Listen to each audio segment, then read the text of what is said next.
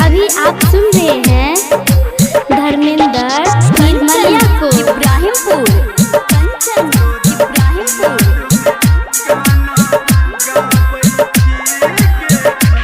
किया फोन ने हमर उठाबै छी नै हाल तू अपन बताबै छी।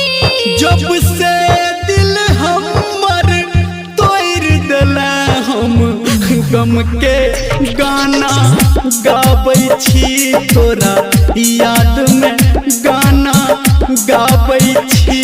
किया फोन ने हमर उठाबै छी नै हाल तू अपन बताबै छी।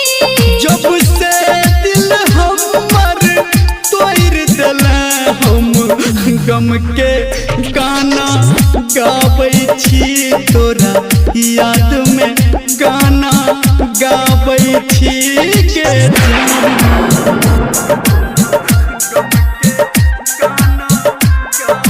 presented by Raj Devi Music. Kanchan Ibrahimpur Kanchan Ibrahimpur.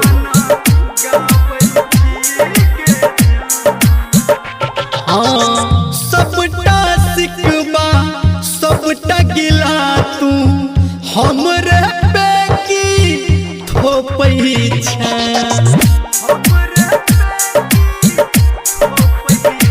हेगे हम त भुला देबौ तोरा के जान तोहबो हमरा टोकै छै। किया मन में नफरत पालै छी किया हमरा एना सताबै छी।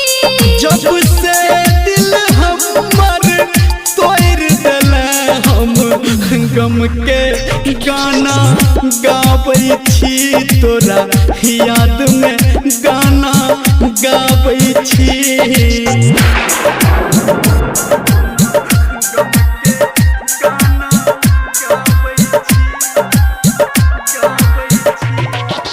कंचन इब्राहिमपुर कंचन इब्राहिमपुर। माँ गायत्री रिकॉर्डिंग स्टूडियो।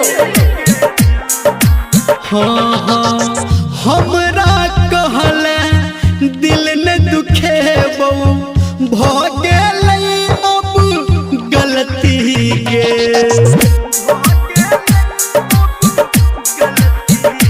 हाँ नैन लड़ा के चैन चोरेला जिंदगी गेलै हमर परती गे। हम दर्द के आपन छुपाबै छी निर्मलिया के मन के भाबै छी।